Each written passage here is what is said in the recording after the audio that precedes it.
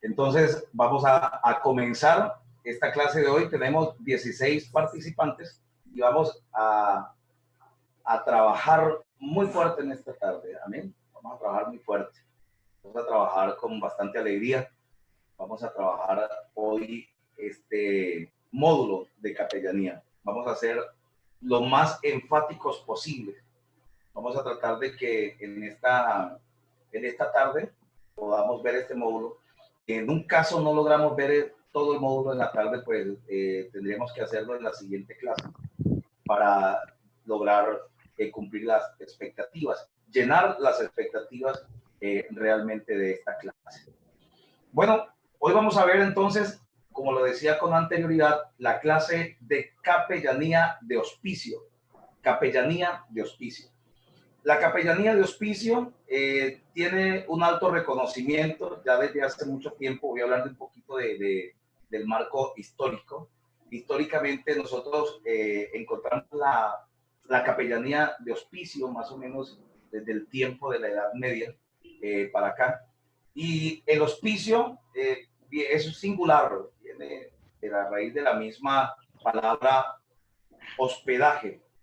Cuando estamos hablando de hospicio, estamos hablando de hospedar a una persona, estamos hablando de darle seguimiento a una persona, estamos hablando de brindarle unos cuidados muy, pero muy importantes y unos cuidados a tiempo a las personas. ¿Qué es el hospicio o el cuidado de hospicio? Aquí, el cuidado de hospicio dice, es el cuidado para el final de la vida.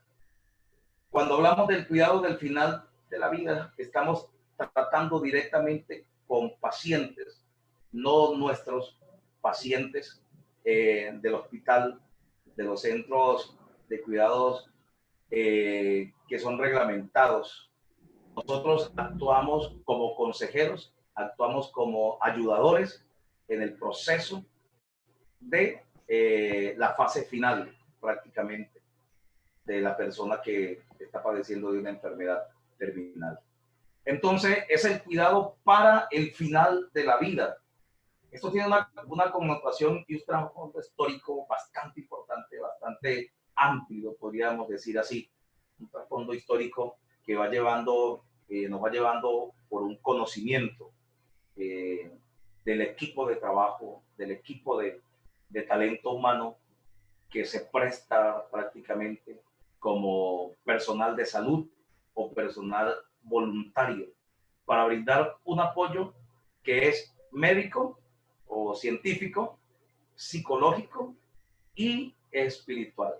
Mira lo importante que tiene el conocer del hospicio, porque desde los primeros momentos que tomamos esta responsabilidad debemos aprender a reconocer algo. ¿Cuál es el trabajo que vamos a brindar? ¿Qué es lo que nosotros vamos a hacer? Empecemos por qué necesita la persona que está haciendo o que está al cuidado del hospicio. Lo primero que la persona necesita es un apoyo científico o médico, un apoyo psicológico y un apoyo espiritual. Entonces, para que vayamos marcando estos tres puntos muy importantes, que son el apoyo médico o científico, el psicológico y el apoyo espiritual. El objetivo, ¿cuál es el objetivo del hospicio? El objetivo del hospicio es muy importante y lo vamos a leer textualmente porque tiene mucho provecho. Dice, ayudar a las personas que están cerca de la muerte a tener paz. Escuche esto. Ayudar a las personas que están cerca de la muerte a tener paz, comodidades y dignidad. Aquí hay algo muy importante que yo quiero que tratemos, porque esto es controversial en algunos casos.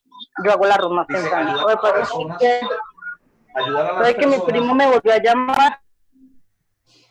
Ayudar a las personas que están cerca de la muerte a tener paz, comodidades y dignidad.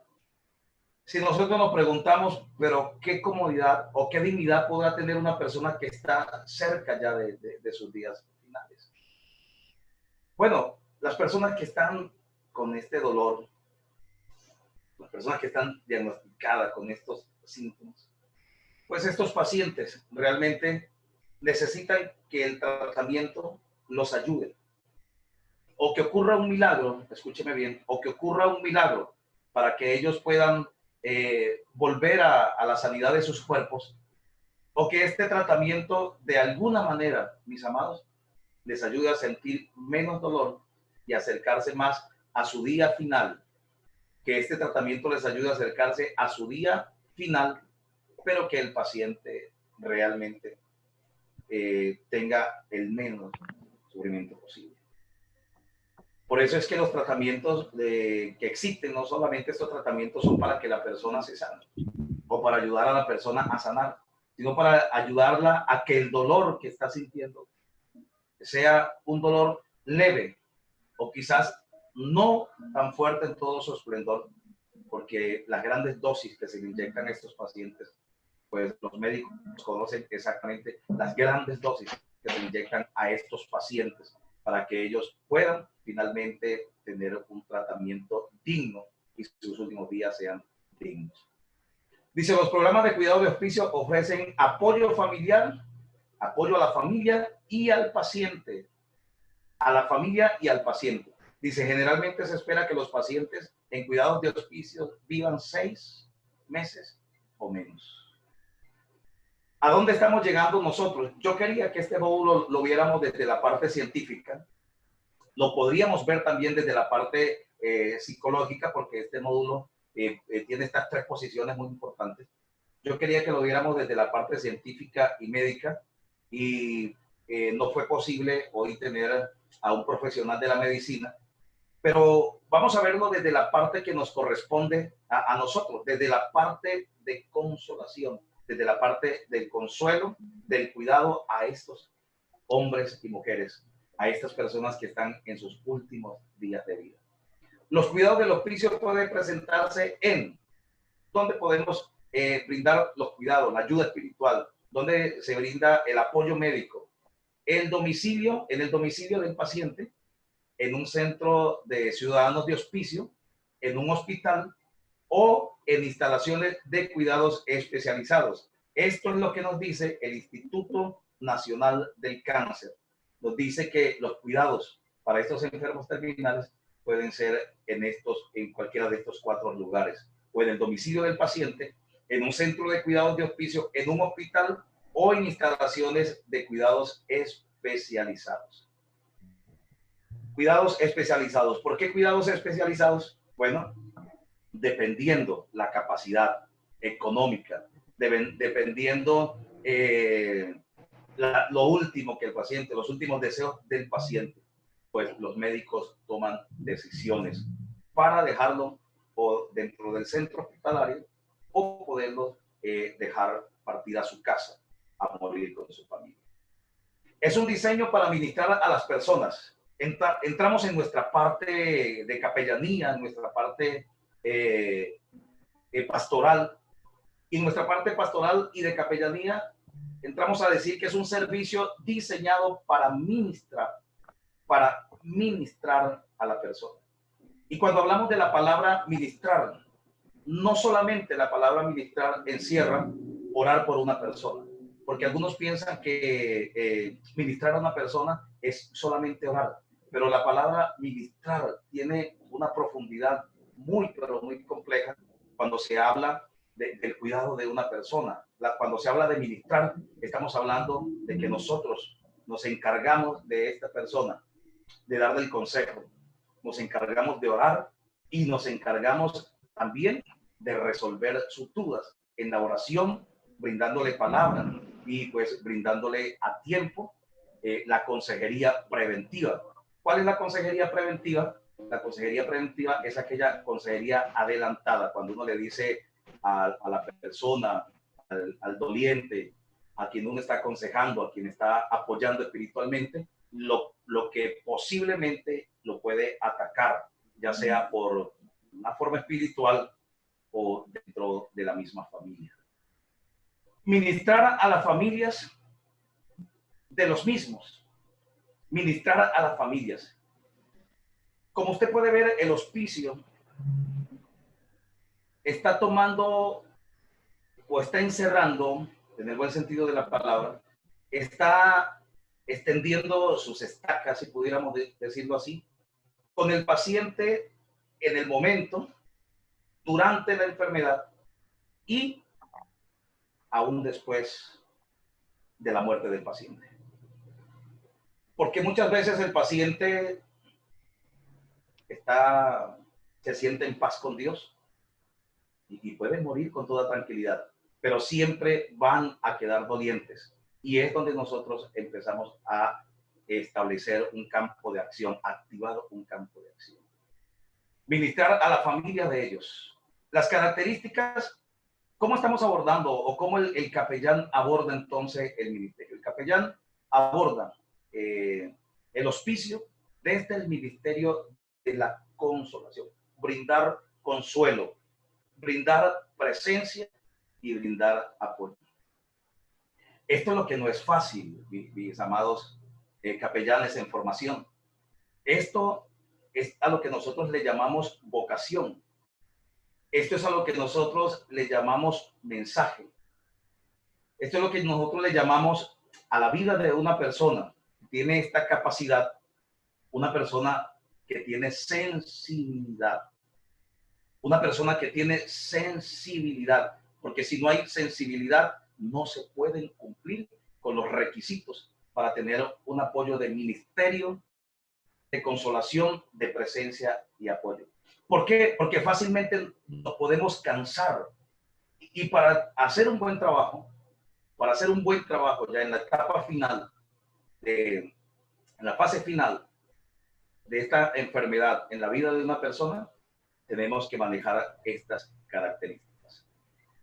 Aquí tenemos una referencia. Estos son personas que han hecho investigaciones acerca de las enfermedades terminales y han hecho investigaciones con el propósito de darnos a conocer parte de lo que ellos han visto, de lo que han captado de otras investigaciones o de lo que las personas sienten. Dice, de acuerdo a lo señalado por Rivera 2004, usted podría agarrar esto, cortar y pegar aquí y colocarlo en un vínculo de internet y le va a salir realmente esa investigación. Dice, de acuerdo con lo señalado o a lo señalado por Rivera 2004, las enfermedades terminales producen en las personas afectadas y en sus familiares fuertes crisis. Crisis. Dentro de esto, angustia, incertidumbre con relación a la muerte. Hagamos algo gráfico. Establezcamos una escena. Un hombre que está en una etapa productiva, un hombre que le está yendo súper bien en los negocios, que está consiguiendo todo lo que quiere en la vida, que está trabajando legalmente, que sus hijos, que su familia, que su esposa está empezando a tener un auge. Y de un día para otro, cuando ya toda la familia está entusiasmada, cuando todos están haciendo sus planes, de un momento para otro viene a acontecer algo. ¿Qué es lo que acontece? Llega una mala noticia. Llega una noticia inesperada. Y en el momento de que esta noticia se hace presente, es algo bastante devastador. Es por esto que el personal, es por esto que los capellanes, los mismos consejeros, las personas que son enlistadas para realizar este trabajo, definitivamente tiene que ser un personal capacitado. Pero tiene que ser un personal capacitado espiritualmente, argumentalmente. Tiene que ser un personal capacitado en el área espiritual, porque esta persona va a tener que enfrentar allí, va a tener que enfrentar una situación difícil, va a tener que empezar a ser parte de una situación y esta situación empezar a ser parte de la vida de ella, y esta persona tiene que tener una consejería profesional. Deben existir consejeros profesionales para esto. Que esta persona, el consejero espiritual también, tanto el profesional como el espiritual, sea una persona que esté aterrizada, sea una persona que esté firme en la fe. Mire, esto es muy importante, que la persona esté firme en la fe. Porque si la persona no está firme en la fe, puede entorpecer oído a esto, entorpecer todo este proceso que se está llevando. Porque hay que guiar al paciente a que tenga conciencia de que tiene una enfermedad, de que puede ocurrir un milagro en cualquier momento, pero de lo contrario, si no ocurre un milagro, él simplemente tiene que partir. Y este proceso es un proceso natural, pero es un proceso doloroso. La mayoría de las personas, la mayoría, los millones de personas que están en el mundo, le tienen miedo a la muerte. Cuando se habla de la muerte es algo bastante aterrador, porque aunque es un proceso natural, no todas las personas en un momento han pensado verse muertos. No. Guiar en la preparación para partir a la presencia de Dios en paz y en dignidad.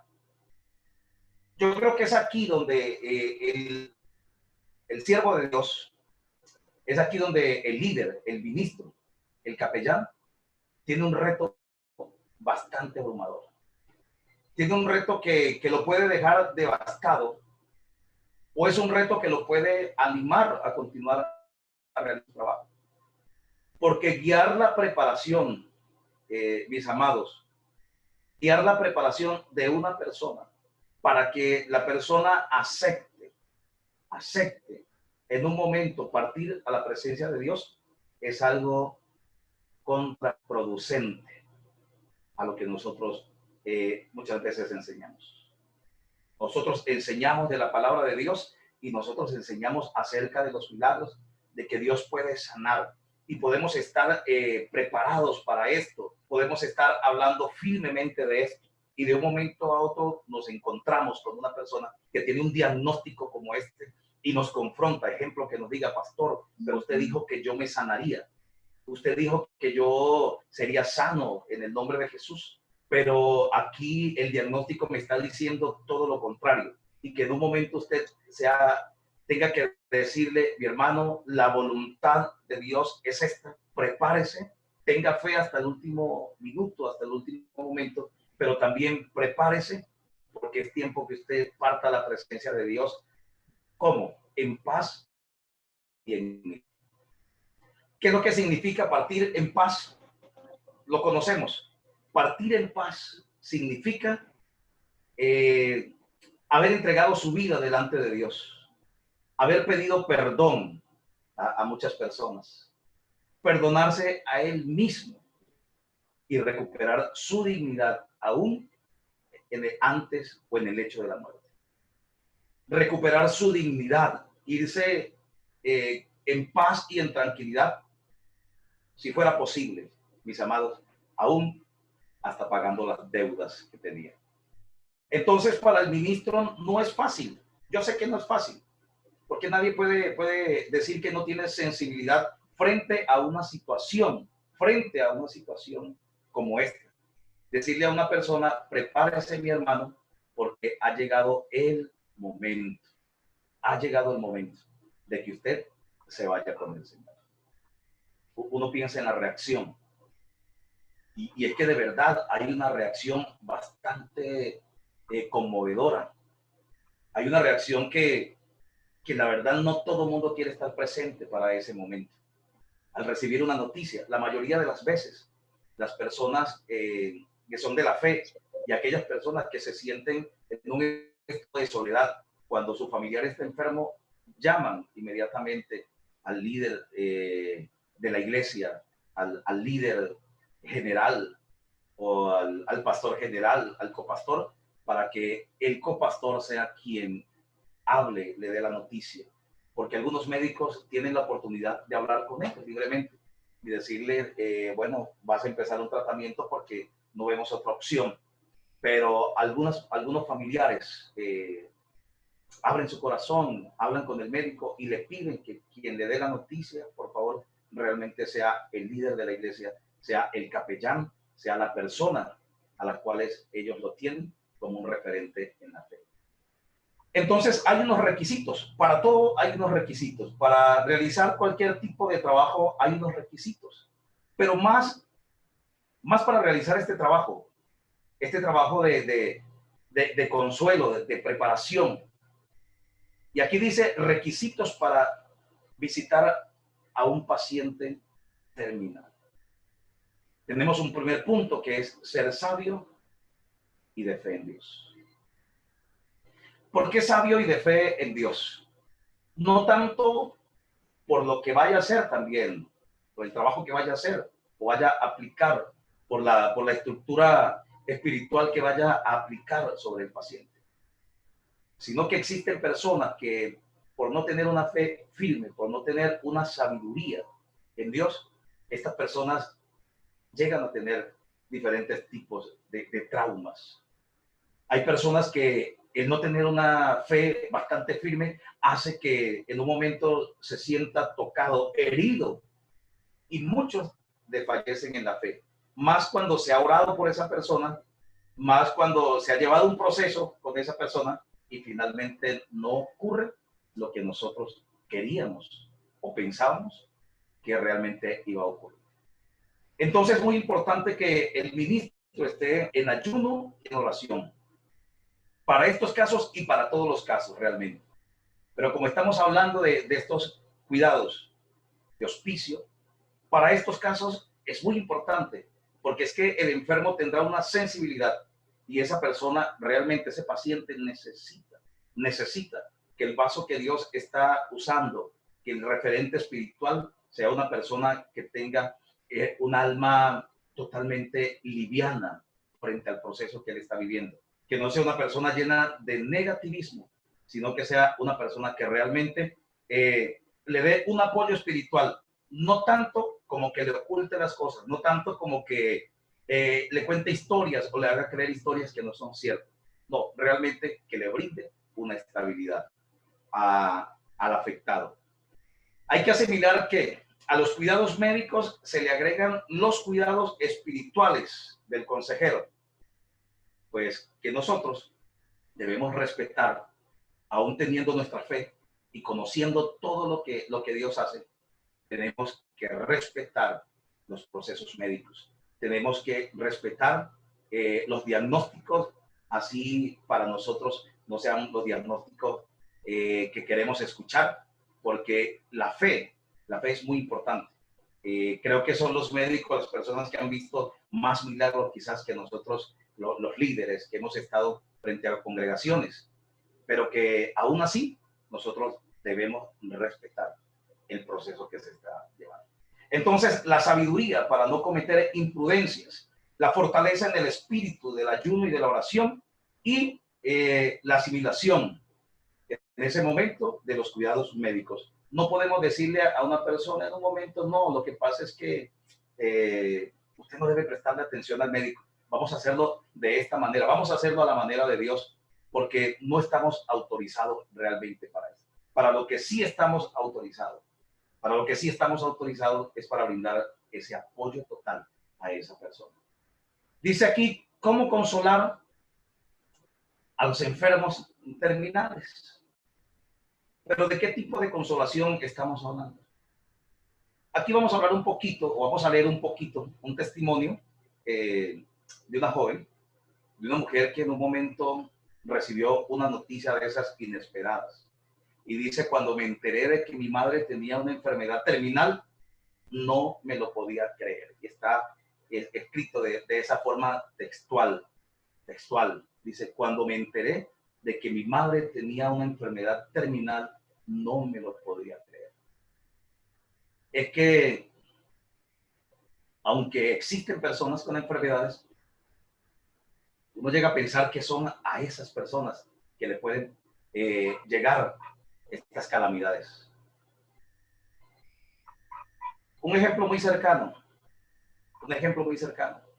Aquí en Arauca capital, en Arauca departamento, el COVID-19 no había tenido una arremetida fuerte, pero de un día para otro 3 personas mueren de COVID-19 aquí en Arauca. 3 personas mueren de COVID-19. Inmediatamente entra el pánico en las personas.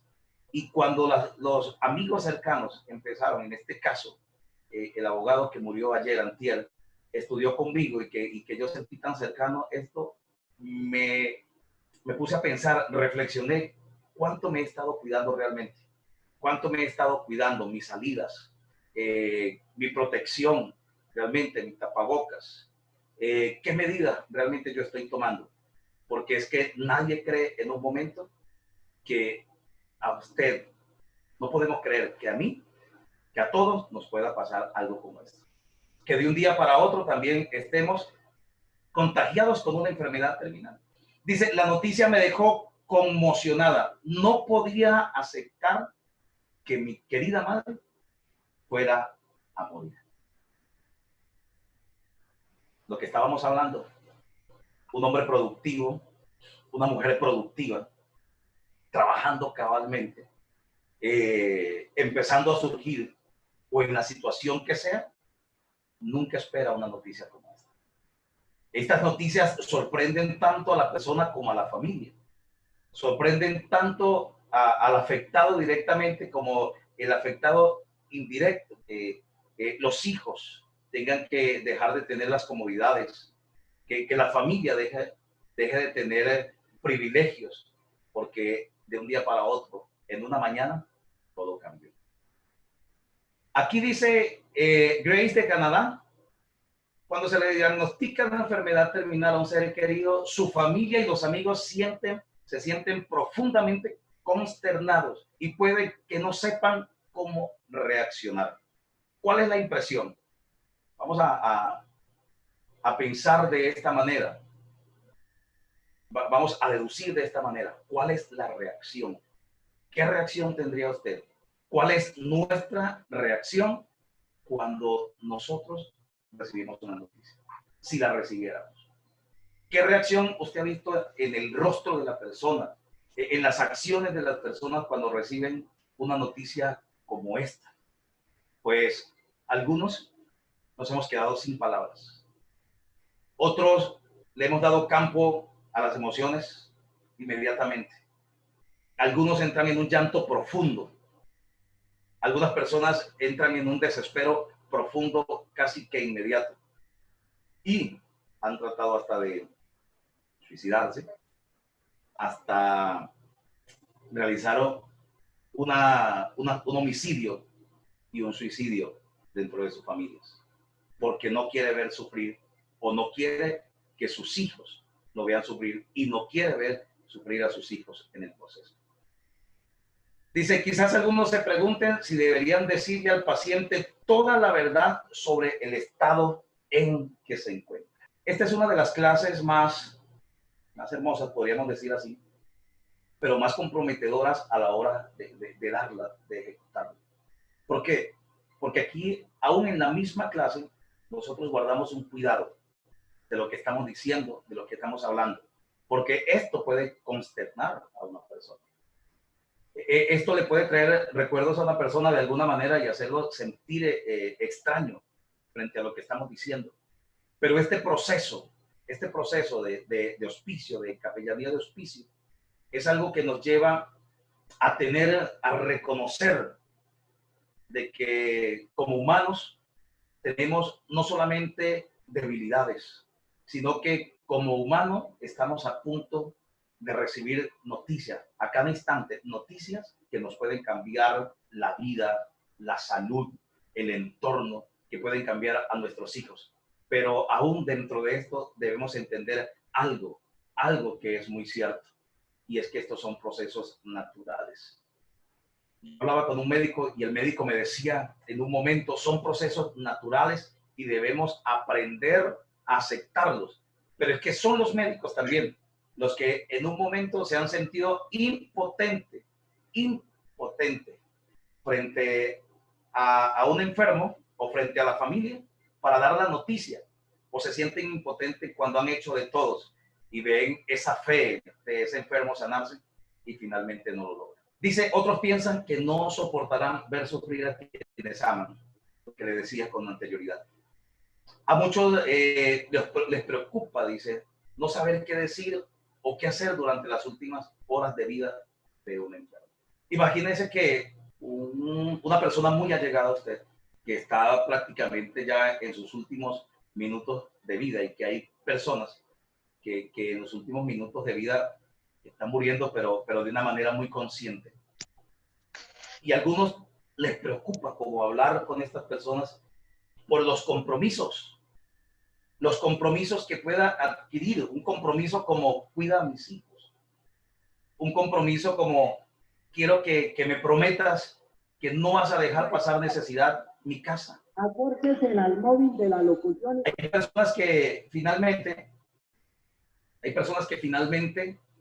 o en esos momentos, en esos últimos momentos, quieren hablar con quien siempre, al que siempre le han contado sus secretos. O finalmente quieren hablar con el pastor de la iglesia. Quieren hablar con el capellán, quieren hablar con el líder, se sienten más seguros. Porque quizás ya todo está dicho. Ya todo está dicho. Ya él ha recibido de parte de la medicina todo el diagnóstico. Ahora es él quien desea decir algo y no desea contárselo a cualquier persona, hablándolo así, de una manera particular. Nos hacen una pregunta. Si usted recibiera una mala noticia como esta, ¿cómo es probablemente que reaccionará? ¿Cómo reaccionará una persona? Ya lo dijimos que naturalmente vamos a tener que empezar a sentir tristeza. Porque nadie se va a alegrar en un momento y va a decir, esto era lo que yo esperaba. Claro, claro que no. Hay muchas aspiraciones, hay muchos deseos de vida, hay muchos deseos de salir adelante. Dice, ¿y cómo puede ser usted un compañero verdadero de apoyo, de consuelo en los momentos difíciles de angustia para alguien? Nos están colocando en una encrucijada. ¿Cómo me siento yo al recibir la noticia? Valga la redundancia. ¿Y cómo me siento por mi compañero, por mi familiar, por mi hijo en un caso así, como es? ¿Cómo nos sentiríamos? Pero bueno, aquí nos están enseñando qué hacer. Aquí nos están enseñando qué hacer.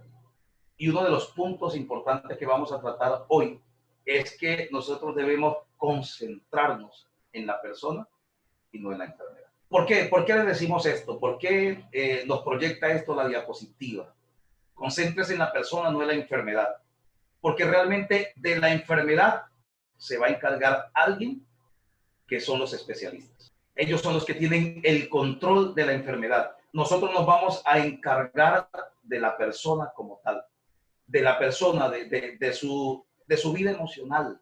Porque es que muchas personas en el momento que comienzan esa etapa tan fuerte, hasta aún en la primera fase, hablemos de las quimioterapias, cuando una persona recibe quimioterapias, pues el aspecto de la persona cambia. Por ejemplo, para una mujer, hablemos de una mujer, uno de los detalles que una mujer cuida más es su pelo, pues es muy vistoso, las hace ver muy elegantes. Pero en un proceso de quimioterapia, lo primero que la mujer siente profundamente es el dolor, aparte de que está diagnosticada, perder su cabello.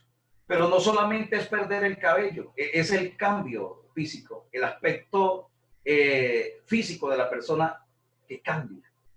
Hay enfermos, o pacientes, mejor, digámoslo así, hay pacientes en estado terminal que ya no le permite que se vean un espejo. Porque el solo hecho de ver su aspecto haría que despierten emociones muy fuertes y por causa de esto se acelere el proceso. Y en este caso, un proceso de los pacientes, y lo hablan los especialistas, no es acelerarlo, ni es postergarle, ni acelerarle su partida. Lo que realmente debemos nosotros es brindarle un apoyo para que se mantenga en vigor, para que se mantenga con fortaleza, para que siga tomando algún tipo de decisiones, porque pasado el proceso ya no va a poder decidir muchas cosas. Pasado el proceso ya no va a poder decidir muchas cosas. Aunque hay un código de habla que es algo muy legal, donde el paciente puede decir acepto los procedimientos o no los acepto. Quizás algunos aceptan, otros dicen no voy a aceptar, prefiero morir así. Pero aconsejan los estudiosos, los investigadores, que nosotros debemos, en vez de mostrarle su aspecto, de recordarle su aspecto, cómo está, deberíamos hablar de los buenos recuerdos. Esto dice esta doctora que realiza esta investigación, dice, yo los escucho con atención cuando me hablan de sus buenos recuerdos, tanto que ella dice que le gusta tener fotografías del estado de vigor de ellos y mostrarles esa fotografía. Dice, Annette Catherine, una enfermera, nos dice aquí, nos cuenta que ve más allá de los síntomas. Dice, los miro a los ojos y me concentro en lo que puedo hacer para mejorar su estado. Nosotros reconocemos y sabemos que espiritualmente, activar espiritualmente la vida de una persona le produce sanidad en el cuerpo. Y si la voluntad de Dios no es la sanidad, le produce sanidad en el alma. La voluntad de Dios no es que la persona se sane en su cuerpo, al menos le produzca la sanidad del alma, que la sanidad del alma es un proceso donde finalmente la persona acepta que ha batallado y se decide por la voluntad de Dios. Yo tuve la oportunidad de acompañar a tres personas prácticamente en un mismo año y en la misma iglesia, en el mismo lugar.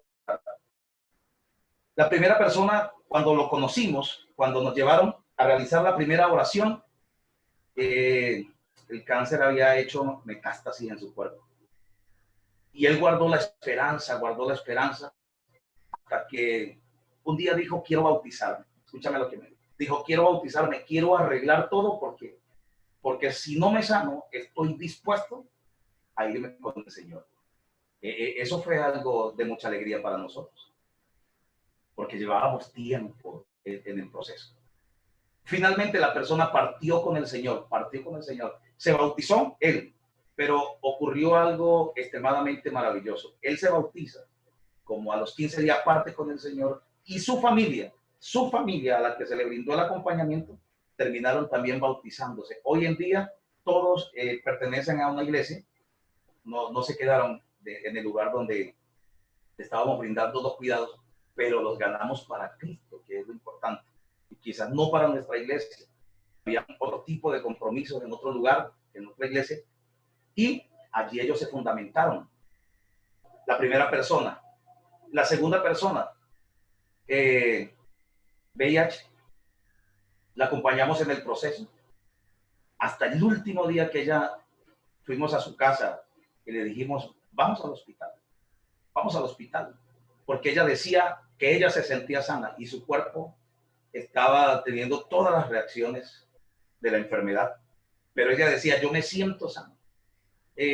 La convencimos con una hermana de la iglesia en ese tiempo, la hermana Sonia, y fuimos y llevamos a esta persona hasta el hospital. Inmediatamente la dejamos allí. Sabíamos que Dios podía hacer un gran milagro o que nos podíamos enfrentar con una situación difícil. La persona también partió con el Señor, pero partió en dignidad con Dios, en paz con Dios, porque se nota cuando la persona está allí en su lecho de dolor, si hay paz o no hay paz. La tercera persona, síndrome también de inmunodeficiencia adquirida, VIH. Finalmente, ella estaba en el lecho de dolor y le decía, papito Dios, ya llévame, ya estoy lista, ya me siento preparada, no me dejes sufrir más, ya. O sea, es decir, que a ella sí la vimos, a ella sí la escuchamos y la vimos diciendo, Señor, llévame, o sea, totalmente segura de que se iba con Dios. Entonces, este cuidado de hospicio, que también es relacionado con los cuidados paliativos, que más adelante los vamos a mirar, es hacer que el enfermo finalmente en su necesidad no muera en soledad, que el enfermo no muera en desagrado delante de Dios, que es tan importante. Entonces, aquí cuando esta enfermera nos dice Ana Catherine, nos cuenta que más allá de los síntomas, ella mira a la persona, al cuidado de la persona, al cuidado de su vida emocional, al cuidado de su vida espiritual, porque el cuidado del cuerpo está en manos de los especialistas. Por eso yo les decía, este módulo lo podíamos ver desde tres posiciones, la espiritual, la psicológica y la científica, por la parte de los especialistas. Y las tres posiciones tienen para darnos connotaciones muy fuertes que nos dejarían en muy alto nivel argumental del tema y también que nos dejaría pensativos si en un momento tuviéramos que enfrentar una situación como esta. Concentrarse en la persona y no en la enfermedad. Estar dispuesto a escuchar, esto es una parte pero muy razonable. El estar dispuesto a escuchar, o sea, es que es totalmente diferente escuchar a una persona que en un momento ha perdido su hogar, aunque es un dolor y una pérdida. También hay un dolor muy fuerte por esto. Es muy diferente escuchar a una persona que de alguna manera está enferma, pero que se está recuperando, que le realizaron una cirugía, pero que se está recuperando, a una persona que esté ya muriendo, finalmente. Esa es la parte más, podríamos decirlo, lo digo de esta manera personalmente, una parte muy cruel, pero que nosotros debemos estar preparados desde ya y desde hace mucho tiempo. Debimos estar preparados para todo esto. Dice, ¿por qué la gente no quiere escuchar a la persona que está muriendo? Uno, por los compromisos. Otro, porque quizás va a tener que sostener secretos. Algunas personas mueren preocupadas por el futuro de los hijos. Algunas personas están muriendo y mientras están muriendo están preocupados quién va a sostener esa familia. ¿Quién va a continuar con las pautas de crianza de los hijos? Esto de las enfermedades terminales hace que tanto el paciente, la familia, como el consejero, como el médico, hagan un equipo de trabajo. Y reconocen los médicos que en su tiempo, en su momento, a la persona hay que decirle, hay que hablarle de su situación, hay que serle sincero, hay que decirle realmente para que ella se prepare. Es tanto, lo hablan los médicos, que jurídicamente, mientras pueda hacerlo, realizarlo allí en su lecho de dolor, jurídicamente deje todo organizado.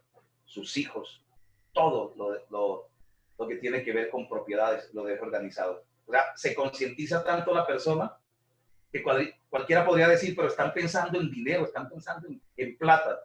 Pero estos procedimientos legales, aún en una situación como esta, se concientiza al enfermo, lo dicen los médicos. Y muchas veces nos toca a nosotros hacerlo.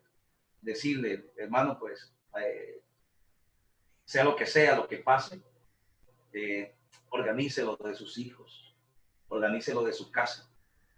Muchas veces porque los hijos lo piden, porque la familia lo pide, o simplemente porque el médico, viendo la fe, le parece propicio que ese líder religioso le dé la orientación. Muchas veces el abogado, la persona, pide, ¿a qué religión pertenece? Bueno, pues entonces vamos a traer al líder de su religión, por favor, de su culto, líder de culto, para que tome cartas en el asunto. Entonces, la prudencia que debe existir en nosotros y la preparación espiritual, tanto argumental, conocer acerca de esto, tiene que ser bastante extensa. Creo firmemente que la persona que va a realizar este trabajo en cuidados de hospicio, paliativos, en capellanía hospitalaria, debe ser una persona que se empape tanto del conocimiento de lo reglamentario que existe en estas instituciones, como también que puede la persona Sí, estamos allá en eso ya, no. en la Lo que etapa están final. hablando.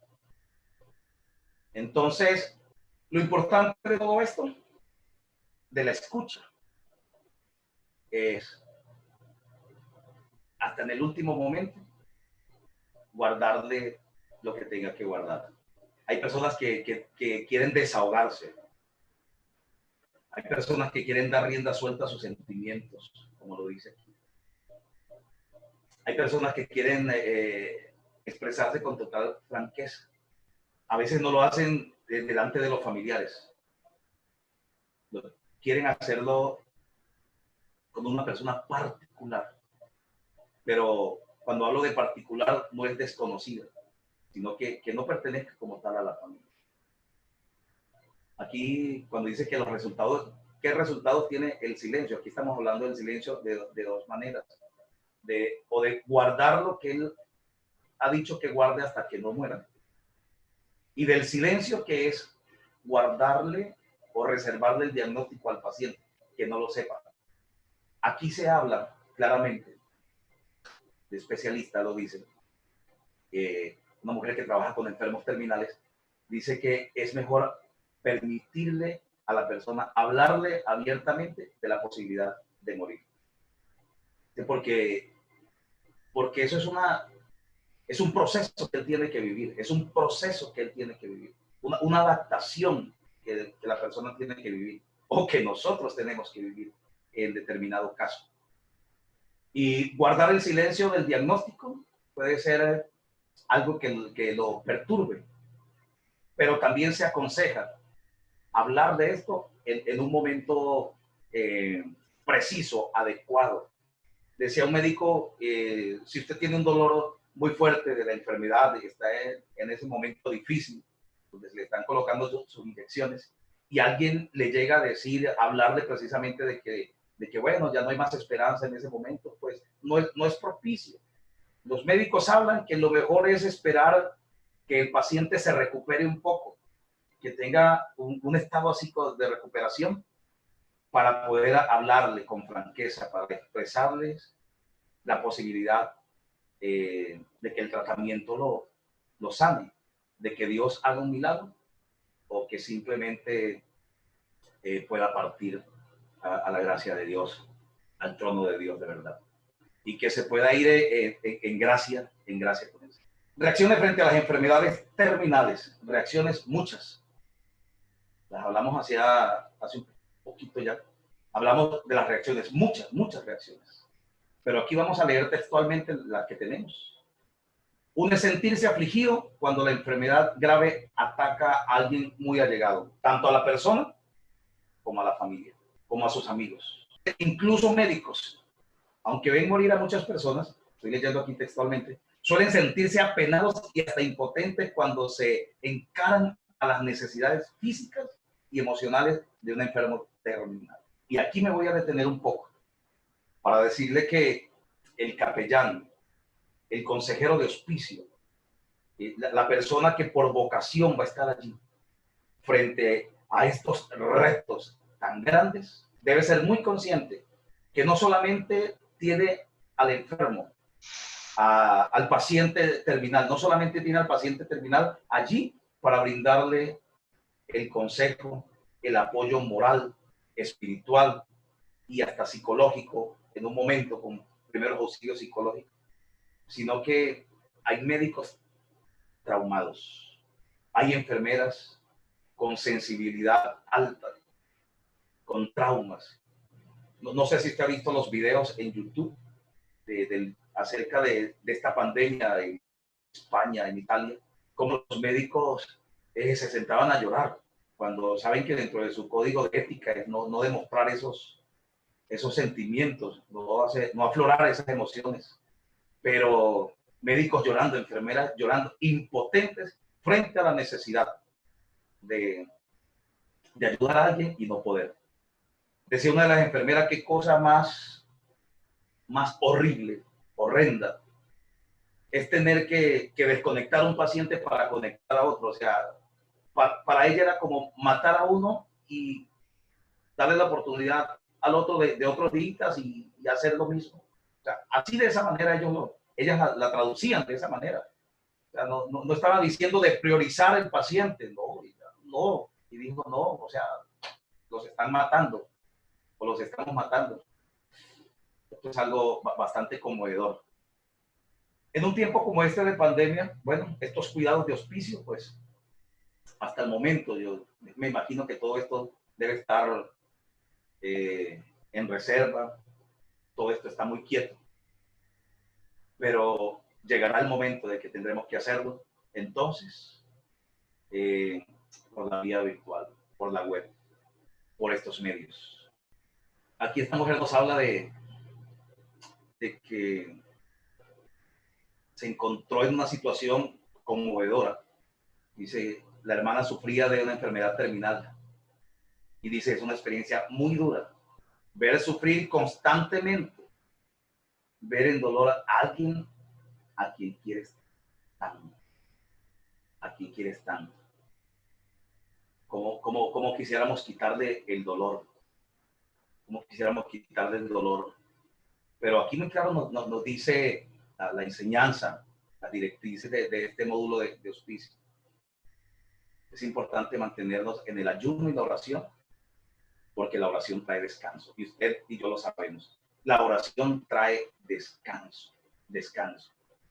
Les decía que cuando el módulo nos dice aquí que la persona debe morir en dignidad y que alguien me preguntaba, ¿pero dignidad de qué? La dignidad de ser atendido, de ser amado, de ser tenido en cuenta en sus últimos días, que se sienta amado, que se sienta acompañado por la familia, que se sienta apoyado por las personas cercanas, porque lo reconocemos naturalmente y socialmente. Vemos que hay culturas que cuando saben que una persona está enferma no vuelven más por miedo a contagios. Y bueno, porque algunos huyen de una situación como esta. Les parece una situación muy embarazosa. Dice que el dolor que sentimos en estos casos debe ser porque fuimos creados a la imagen y semejanza de Dios compasivo, y tenemos allí unas citas bíblicas que pueden revisar. Hablando de Jesús, ¿cómo se siente él al vernos sufrir? Dice, ¿cómo sería la reacción de Jesús cuando él refleja su perfección aquí? Su personalidad de padre.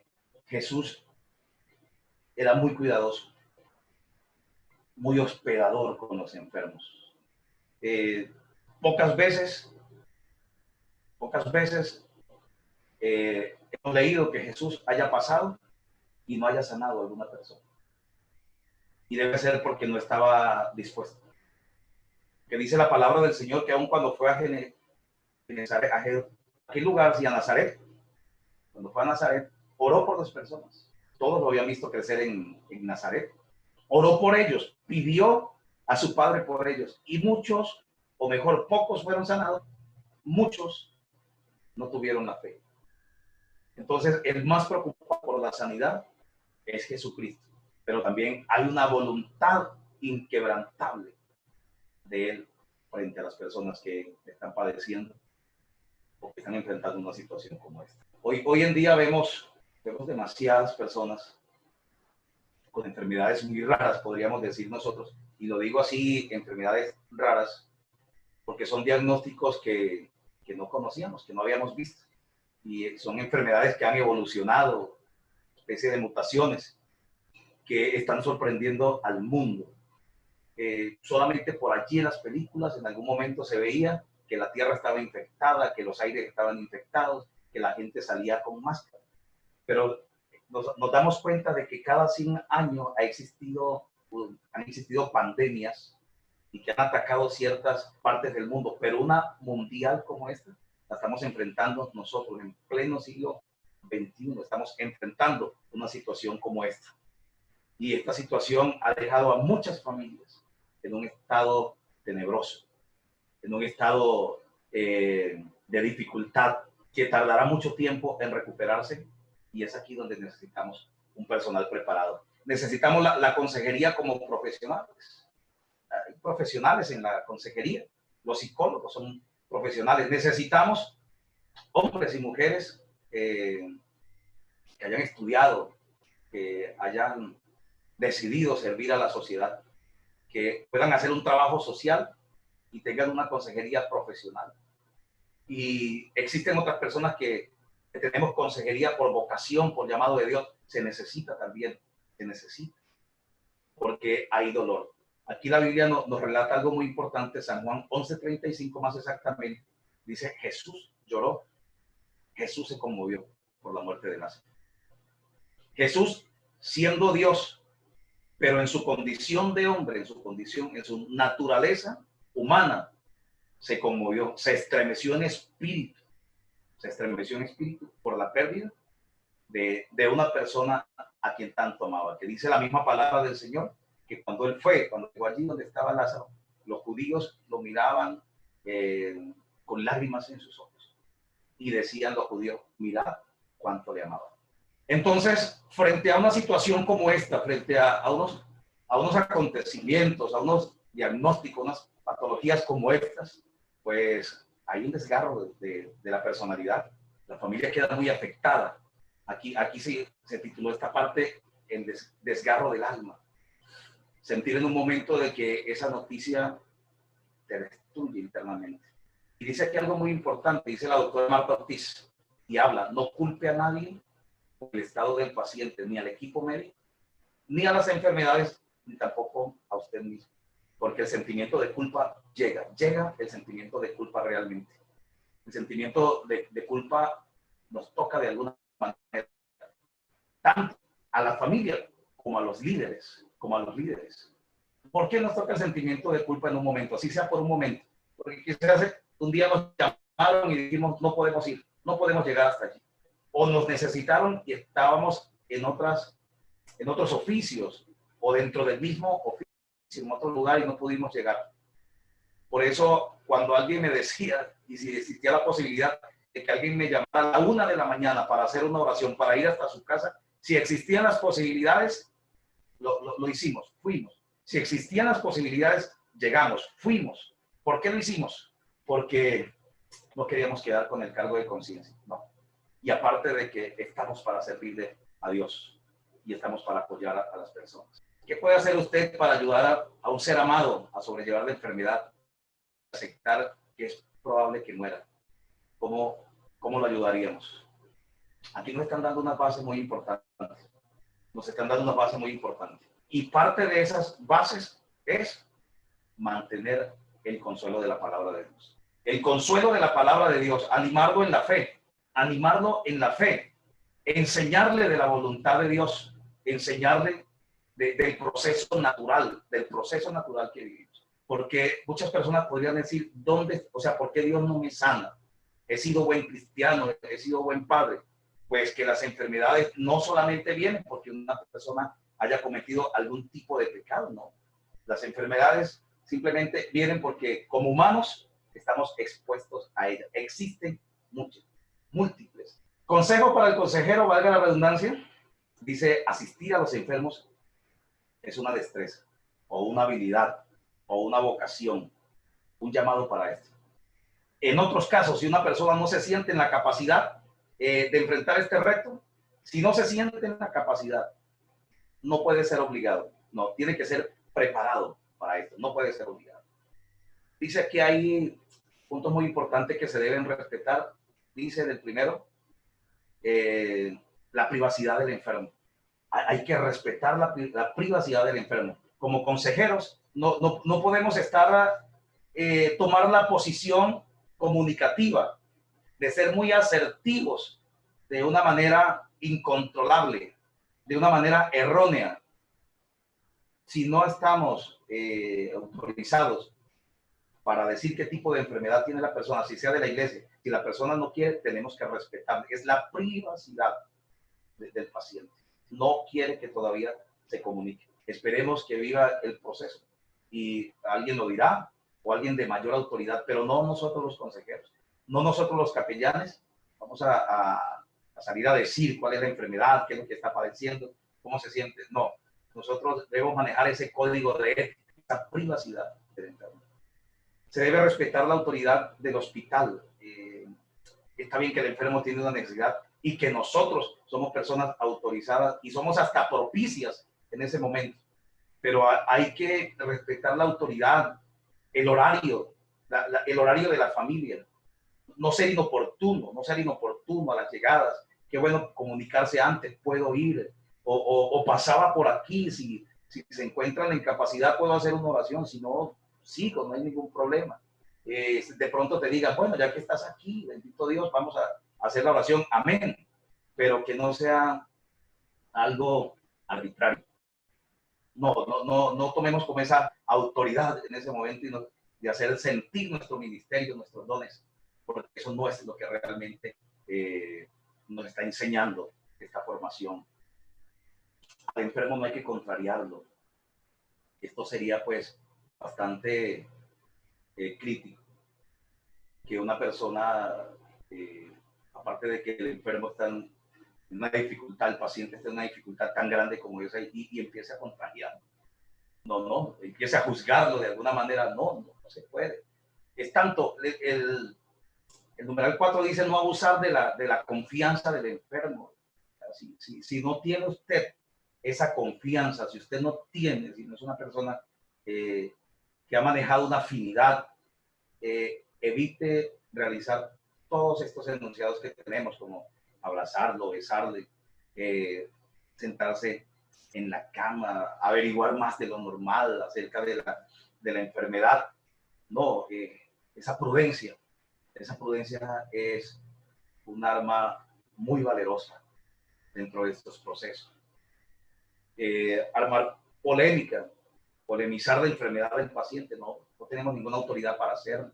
No tenemos. Nosotros estamos sujetos a un diagnóstico, pero estamos creyendo en fe que Dios puede hacer algo. Y si finalmente Dios, en su justicia, en su inmenso amor, en su omnisciencia, no lo hace, aceptarlo también y ayudar a aceptarle a la persona. Controlen las emociones. O sea, en el momento hay muchas personas que son muy dadas a ayudar, pero a veces las emociones lo traicionan y a veces se extiende su generosidad y se sale de los límites. Ya la persona quiere ser bastante generosa, pero se está saliendo de los límites. Esto puede producir molestia. Si el enfermo no quiere hablar, hay que respetar su privacidad. Ser sencillo cuando visite. Mira, en algunas ocasiones, en algunos lugares, en centros, instituciones del país, instituciones de la salud, no le dan la entrada a pastores. Y si usted se pregunta por qué no le da la entrada a los pastores, simplemente por una razón. Porque a veces los pastores no hacen caso. Porque empiezan a realizar episodios místicos y esto incomoda. Mire, aquí dice que hay momentos que hay que ser tan sencillo que hasta lleve una Biblia de bolsillo. Y no es que usted se esté avergonzando de la palabra, ¿no? Hasta que haga una oración breve. No un pentecostés. Eso lo podríamos dejar para la vigilia. Entonces, estas recomendaciones que ustedes ven aquí, si quieren tomar de un pantallazo y revisarlas más tarde, hasta con citas bíblicas, pueden hacerlo mientras les llega el material. Pero estos consejos hay que tomarlos para no entorpecer el proceso, no entorpecer el proceso. Porque si usted entorpece un proceso, pues va a tener un cargo de conciencia y bueno, muchas otras situaciones se podrán desencadenar que ni siquiera lo vamos a nombrar aquí. Manifestando los temores de la muerte. Y aquí hay una posición bíblica, una historia bíblica, y dice: a los 39 años de edad supo que iba a morir el rey Ezequías y manifestó la desesperación que sentía. Le manifestó. Oró a Dios. Mira, aquí estamos. Aquí estamos con este respaldo bíblico. Oró a Dios y Dios le permitió tener unos años más de vida. Miren cómo las personas, pues cualquier persona, aunque espiritual sea, se ve frustrado porque él no está pensando solamente en su humanidad. De pronto ya te dio muchos privilegios, ya está gozado de muchas bendiciones, pero mire las metas en las que él se ve frustrado. De pronto no ha tenido hijos o no va a ver crecer a sus hijos o nietos. Quizás para ese tiempo estaba totalmente convencido que iba a servir a Dios plenamente, con fervor, fervorosamente. Y esto aquí sí es bastante complicado. Miedo a perder amistades y familiares que los eviten. El rechazo, en otras palabras. El rechazo, porque note usted, si nada más usted tiene un pequeño inconveniente un problema, y a veces es hasta una simple especulación, y ya, hablándolo así, a grosso modo, medio mundo te está rechazando, y todavía ni siquiera saben qué ha pasado contigo. Ahora nos podemos imaginar si fuera una enfermedad, y si fuera una enfermedad que quizás en un momento pueda contagiar a otros. Dice la doctora, la enfermera, Ana Caterine, dice, apunta también lo siguiente, es importante escuchar al enfermo es importante escuchar al enfermo sin interrumpirlo, sin juzgarlo, sin minimizar sus miedos. Escucha. Esto parece muy interesante. Sin minimizar sus miedos. ¿Qué significa esto? No tenemos que hablarle y decirle cosas que en un momento lo llenen de expectativas falsas para que él deje sus miedos. No, no. Hay que ser muy consciente, porque al igual él no va a saber o va a deducir en un momento que usted no está siendo sincero.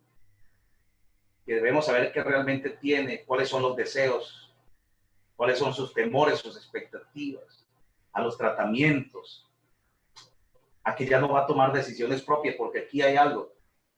Pasa un tiempo y ya los demás están tomando decisiones por usted, por mí, por la persona que se encuentra enferma.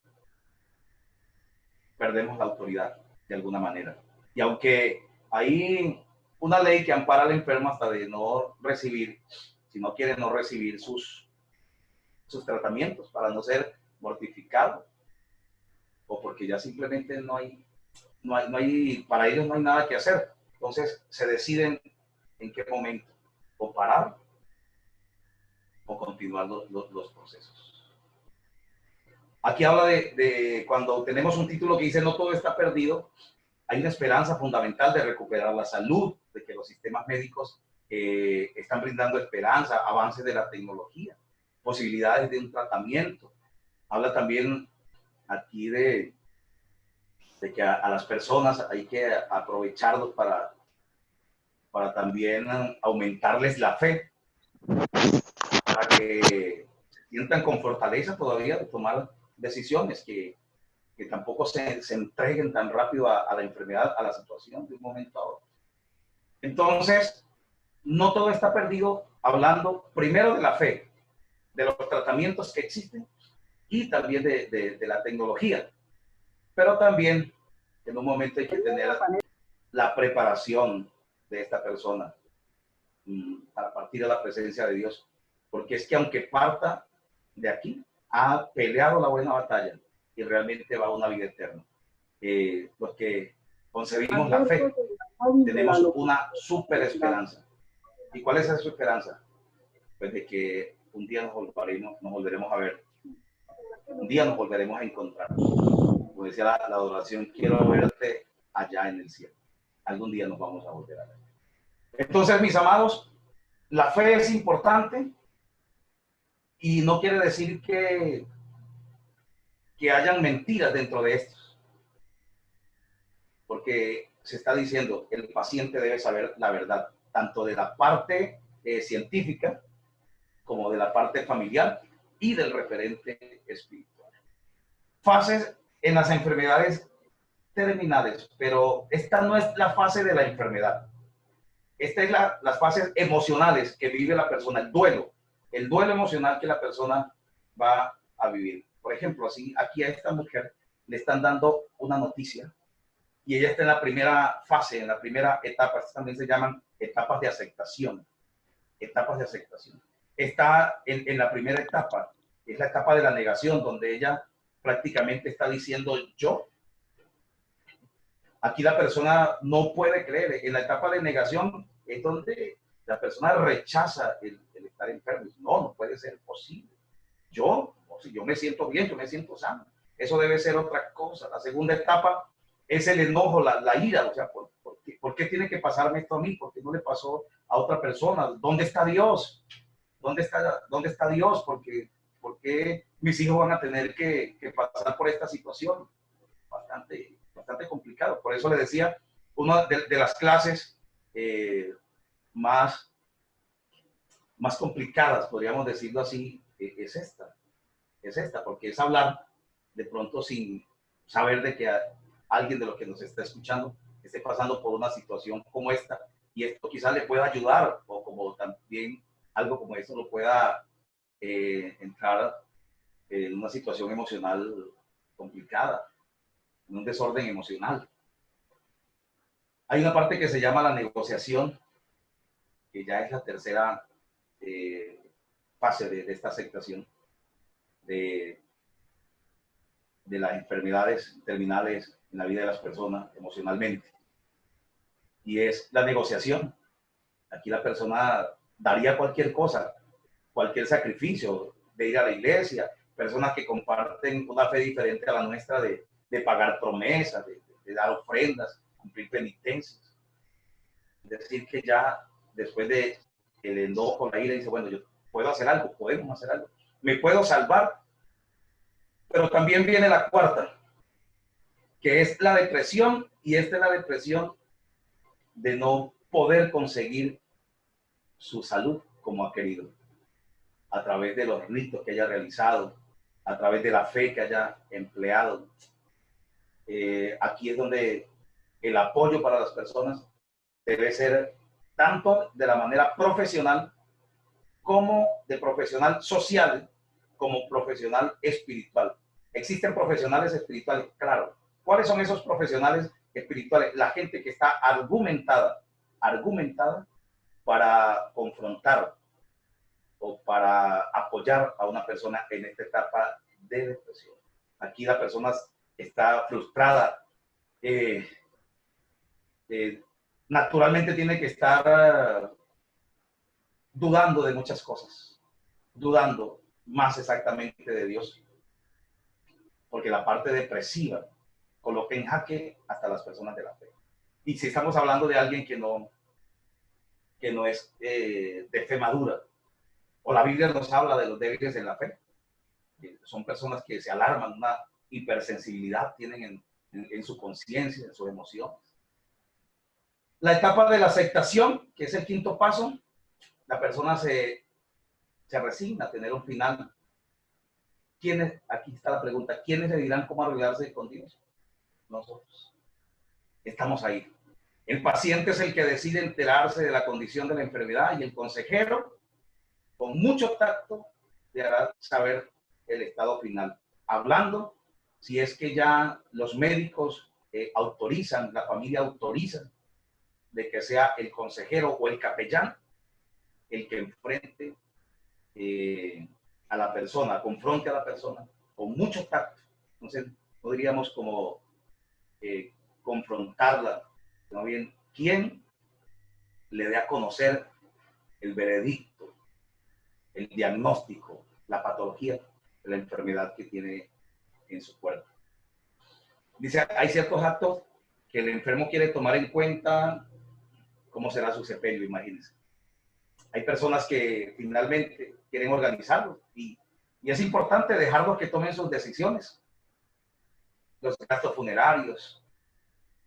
Bueno, y lo que le decía, jurídicamente, algunas personas desean en su última voluntad que les dejen realizar esa parte organizacional. Los días finales, las personas quieren colocarse a cuenta, escucharlos con más atención. Prácticamente hay que doblar aquí la vocación para escucharlos. Si puede satisfacer ciertas necesidades que estén dentro de lo permitido, bueno, hay que hacerlo. Esto lo aconseja la doctora Ortiz, aconseja cómo consolar a alguien que está a punto de morir. El doctor Jordi dice al respecto, podemos ayudarlo a colocarse en contacto con las personas, que las conversas le pueden servir mucho. Así sea por teléfono. Porque en este tiempo, en esta etapa que estamos viviendo, en esta pandemia, Como ustedes lo pueden ver, las personas se están despidiendo a través de los dispositivos electrónicos, de las tablets, de los celulares. Entonces, en los días finales hay que doblar la escucha. Son sus últimos días. Él quiere ser escuchado. Él quiere ser escuchado. Estas conversas, mire, permiten orar juntos con otras personas, pedir perdón, terminar en paz, en dignidad, sentirse tranquilos, preparados. Esto abre espacios muy hermosos, las conversas, las charlas, es muy importante. Yo le hablaba de los cuidados paliativos. Los cuidados paliativos es algo que va muy relacionado con el hospicio, porque ellos tienen un objetivo también, dice, es una rama de la medicina que previene y alivia el sufrimiento, brinda una mejor calidad de vida posible tanto al enfermo como a la familia, fortalece el bienestar del paciente y se incluye la fe y la oración dentro de estos procesos de los cuidados paliativos. Es un proceso de alivio y de prevención. Es hacerles, en otras palabras, los últimos días a estas personas días agradables. Los últimos días agradables. Ya estamos llegando a la parte final. Bendito sea Dios. Ya hemos terminado hoy. Si pudimos terminar, bendito sea Dios. Ahora vamos a ir a una parte de preguntas, porque si es necesario otra clase, tenemos que hacerlo. Tenemos que hacerlo, tomar conciencia de que queremos un poco más. El dolor familiar o el dolo familiar. Aquí la familia experimenta que muchas veces cuando ya el paciente, bueno, partió con el Señor, sufre desprecio de las familias, de los allegados, de los amigos, de los llamados amigos, se van, se pierden los amigos, dejan de consolar. Algunas personas quedan muy marcadas por este dolor, heridas totalmente, heridas en su totalidad, porque se sienten despreciadas, marginadas. Y es que de verdad en una etapa como esa es bastante complicado. En el velorio todo el mundo está allí, todo el mundo hace presencia, algunos quieren mostrar la cara, ya fuimos, listo, no, yo ya estuve anoche, ya fui, pero finalmente el hospicio no está solamente el día del velorio, con anterioridad y aún después. Dice, aquí como consejero podemos consolar y enfatizar que hay alivio del dolor. ¿En quién? En Cristo Jesús. Que estas pruebas producen paciencia en la vida de alguna manera y que nos ayudan a reconocer a Cristo. Así que como consejeros debemos orar por los corazones afligidos, por las personas que sufren. No podemos evitar el sufrimiento de las personas, pero sí podemos ser un pie de apoyo, sí podemos hacer con la palabra de Dios más fácil la situación final de una persona. Sí lo podemos hacer, sí lo podemos hacer. Y bueno, aquí nos vamos a despedir con esta frase. Pudo ser un verso bíblico, pero una inclinación por esta frase. Las buenas intenciones no bastan. Tenemos que actuar. Las buenas intenciones no bastan. Tenemos que actuar nosotros. Entonces, aquí hemos llegado a la parte final para decir, yo quería, a mí me hubiese gustado, yo estuve a punto de ir. No, yo sí quería. No. Tenemos que actuar. Hay mucha gente con necesidad y estamos llenos de la vocación y tenemos el llamado del Señor. Entonces, vamos a las preguntas. De antemano, darle gracias a Dios, porque no es fácil ni que ustedes escuchen hora y media, ni tampoco para mí estar hora y media frente a ustedes hablando de un tema, pero tenemos la oportunidad de hacer lo que es importante. ¿Alguien tiene algún tipo de preguntas? ¿Alguien tomó? Buenas tardes. Sí, buenas tardes. Con Argemiro. Argemiro, Dios le bendiga, hermano. Amén. Pastor, una pregunta. Es que escuchando lo de hospicio, lo de capellanía en la parte de acompañamiento de enfermedades terminales, o sea, Sí. ¿cómo manejan en caso de la eutanasia, no? Ajá. ¿Cómo podría Sí, sí. manejarse un aspecto de eso, pues que es como adelantarse al proceso natural de la muerte? ¿Cómo Ujú. manejan esa parte ustedes allá? Bueno, esto es un paciente bastante particular, Pastor Argemiro, porque dentro de los parámetros del hospicio y estos cuidados paliativos, no nos inclinan, digámoslo así, a que nosotros adelantemos procesos o, o también a que posterguemos los procesos. ¿Cómo le diría esto? De pronto no estamos nosotros como autorizados para decirle a una persona, claro, lo más importante, si usted quiere hacerlo de la eutanasia, bueno, puede ser una buena razón para que no sufra. Nosotros vamos a respetar la decisión de ellos como capellanes, Pastor Argemiro. No sé si me está escuchando bien, tenemos un microfonito abierto. No sé, hay como 2, 3 microfonitos abiertos, por favor. Vamos a Sí, cerrar. por Nosotros no ejemplo, podemos adelantarle, ve y le termino, Pastor Argemiro, no podemos decirle a la persona, hágalo, pero tampoco podemos quitarle la voluntad. Lo que sí podemos hacer, Pastor Aguemiro, como capellanes, es hablarles desde la posición espiritual lo complicado que puede ser si él se suicida legalmente, ¿cierto? Porque eso es una eutanasia, ¿cierto? Un suicidio legal, prácticamente. Porque yo le permito a la persona que me quite la vida. Entonces, eso va en contra de nuestros principios morales, nuestros principios bíblicos. Va en contra de nuestros principios bíblicos y morales. Entonces, prácticamente frente a ese tema, lo que nosotros podemos hacer es tratar de que la persona tenga en cuenta que se va a quitar la vida y que esto le está trayendo o lo está implicando directamente con el propósito de Dios y la salvación. sí, sí, bueno, esa era mi ¿Sí? inquietud Ajá.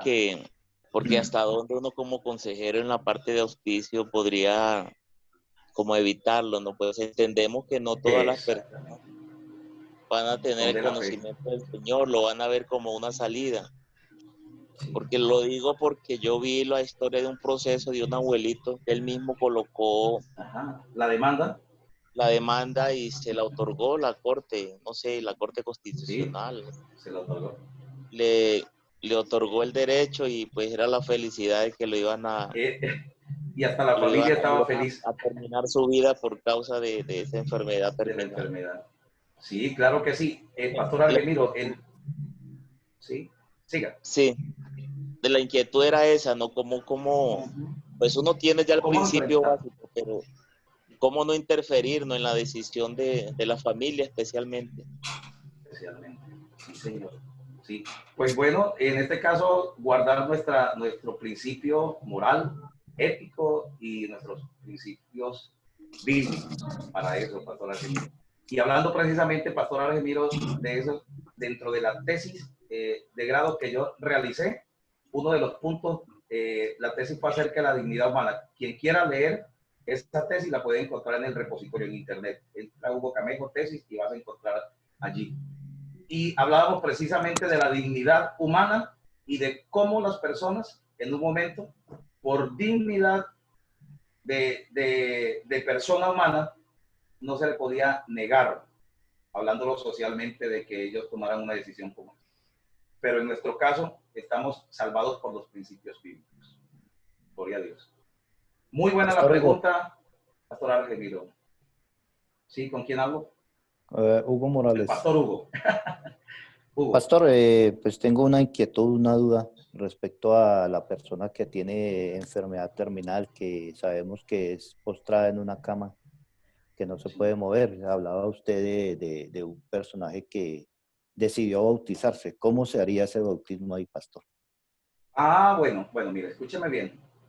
En estos días leí algo que es muy, pero muy importante, muy importante. Se encontró, esto es un documento que utilizó eh, a mediados del siglo primero, en plena euforia del cristianismo, en pleno fuego, podríamos decirlo así, se encontró un escrito de los apóstoles donde ellos realizaron de la siguiente manera. Si la persona estaba enferma y no tenía la capacidad, los apóstoles realizaron bautismos tales como tomar agua y colocarla sobre la cabeza y bautizar así en nombre del Padre, del Hijo y del Espíritu Santo. ¿Cierto? Estoy hablando de un documento, estoy hablando de una práctica, ¿cierto? No es algo canónico, no está dentro de la Biblia, sino que me hace acordar. En este caso, este caballero sí me dio la oportunidad de poder bautizar, o sea, todavía estaba en el estado de... Esa fue la última vez que él salió de su casa. En su silla de ruedas pudimos entrarlo al río y realizar el bautismo. Pero si no hay otra manera de hacerlo, pues tenemos que aplicar otro método, porque no podemos arriesgar al paciente, llevarlo, digamos, nosotros que bautizamos en aguas corrientes. No, ni en una piscina, porque eso puede provocar la muerte del paciente. Y sí que vamos a tener un problema judicial gigantísimo.